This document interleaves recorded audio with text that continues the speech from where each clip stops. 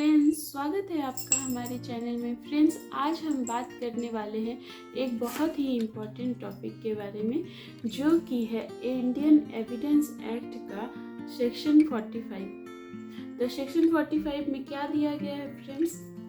Section 45 में दिया गया है कि एक्सपर्ट ओपिनियन क्या होती है और हमें कब कब एक्सपर्ट ओपिनियन की ज़रूरत पड़ती है।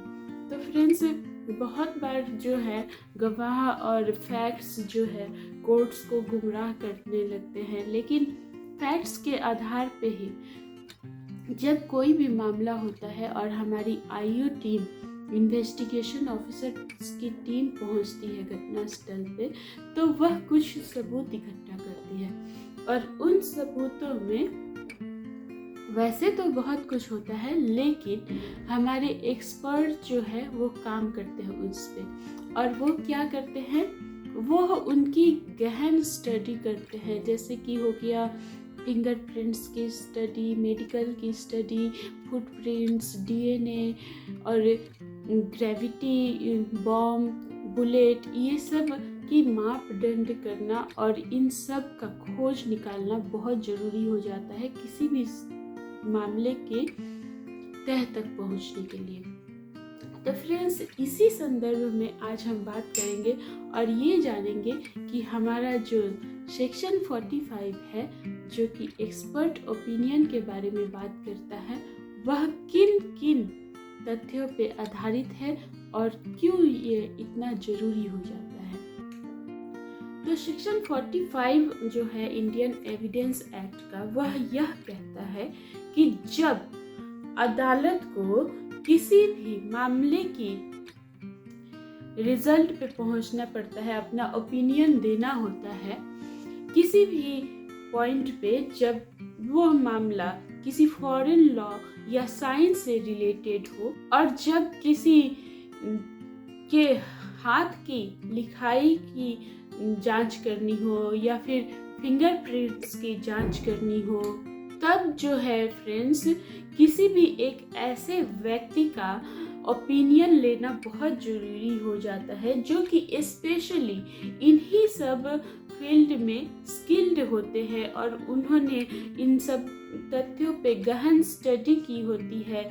जैसे कि उन्होंने इन सब फॉरेन साइंस में और लॉ में और आर्ट्स में, मतलब जैसे कि आर्टिस्ट होते हैं ना, तो वो लोग हैंड राइटिंग से समझ जाते हैं कि इसको कितनी जो है ग्रेटिट्यूड में और कितना टाइम लेके किया गया है। तो फ्रेंड्स देखिए, जैसे कि कोई नॉर्मल इंसान है और वह अपनी हैंड राइटिंग लिखता है तो वो जल्दी जल्दी लिख देगा, लेकिन जब कोई कॉपी करता है तो वह धीरे धीरे करेगा, दबा के हाथ को करेगा और उसको क्या है, टाइम लगेगा। और वह अगर प्रैक्टिस भी किया है तो वह कितना प्रैक्टिस किया है, यह सब भी ये आर्टिस्ट और एक्सपर्ट पकड़ लेते हैं।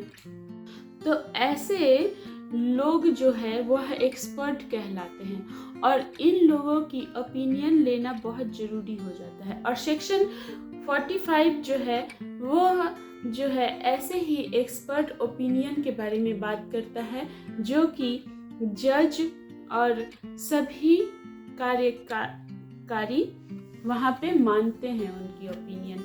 और किसी भी पॉइंट पे पहुँचने के लिए, किसी भी निष्कर्ष पे पहुँचने के लिए एक बार एक्सपर्ट ओपिनियन वो लोग जरूर पूछते हैं। जैसे कि उदाहरण के तौर पे ले लिया जाए, किसी व्यक्ति की अगर जहर खाने से डेथ हुई है, मौत हुई है, तो उसने कौन सा जहर खाया और किस परिमाण में खाया, कब खाया, कितने देर पहले खाया, यह सब भी एक्सपर्ट का काम होता है कि वह अपनी जांच में निकाल के रिपोर्ट बनाए और प्रेजेंट करे। और ऐसे एक्सपर्ट ओपिनियन जो है वह केस की एक नींव होते हैं। वह कोर्ट में जो मामला चलेगा उसी के नींव पे चलेगा, मतलब वह उसका पिलर हो जाता है, वह एक्सपर्ट ओपिनियन उस संदर्भ में। तो इसलिए एक्सपर्ट ओपिनियन लेना बहुत ज़रूरी हो जाता है। सिर्फ तथ्य और फैक्ट और गवाह सुनने से भी वहाँ पे काम नहीं चलता है। एक्सपर्ट ओपिनियन होते हैं किस ग्लास से पिया, वहाँ पे किसके फिंगरप्रिंट्स थे, उस ग्लास को किस किस ने टच किया, किस किस का। देखिए एक बात है कि हैंड राइटिंग वगैरह भले चेंज हो जाती है, लेकिन ये थंब इम्प्रेशन होता है, या फिर अगर किसी को उसने नोचा है मरते वक्त, तो उसके नाखूनों में उसके स्किन के कुछ टुकड़े होंगे, या फिर उसका पसीना भी होगा। तो ये सब जो है डीएनए टेस्ट में पकड़ा जाता है, और ये सब बहुत इम्पोर्टेंट एविडेंस बन जाते हैं कोर्ट्स में। फ्रेंड्स, क्या होता है ना कि कभी कभी आई विटनेस भी जो है वह गलत बयान देते हैं, लेकिन वह जो पोस्टमार्टम में भी निकलता है कि जो इंजरी हुई है, जो चोट लगी है, वह एक शॉट में हुआ है कि 2 शॉट में हुआ है, यह पोस्टमार्टम में भी बहुत मुश्किल से पकड़ा जाता है। लेकिन जो बैलिस्टिक एक्सपर्ट होते हैं वह अच्छे से बता पाते हैं कि कितने शॉट्स में जो है इंजरी पहुंचाई गई है, और किस हद तक वह मतलब चोट जो है वह लगी है।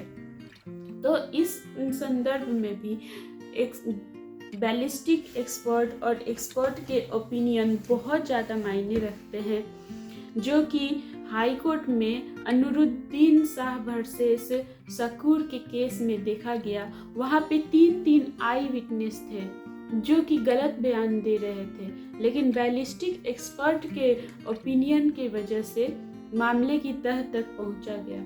तो ऐसे होते हैं एक्सपर्ट्स और उनकी स्टडी और उनका एक्सपीरियंस, जो कि बहुत अहम रोल प्ले करते हैं किसी भी केस के मामले के तह तक पहुंचने के लिए। और फ्रेंड्स, इसके साथ साथ ही सेक्शन 45A में जो कहा गया उसमें इलेक्ट्रॉनिक एविडेंस की बात की गई और इलेक्ट्रॉनिक्स एक्सपर्ट की बात की गई। तो इंफॉर्मेशन टेक्नोलॉजी एक्ट के तहत सेक्शन 79 में इलेक्ट्रॉनिक एविडेंस के कुछ एक्सपर्ट होते हैं जो कि कंप्यूटर में और मोबाइल में सेव डाटा के जरिए और साइबर जितने भी रूल नियम होते हैं उनके जरिए आपके इलेक्ट्रॉनिक एविडेंस की भी एक्सपर्ट ओपिनियन वो लोग तैयार करते हैं। बहुत बार ये सब जो इंटरनेट और ये जितने भी इलेक्ट्रॉनिक कंप्यूटर और मोबाइल के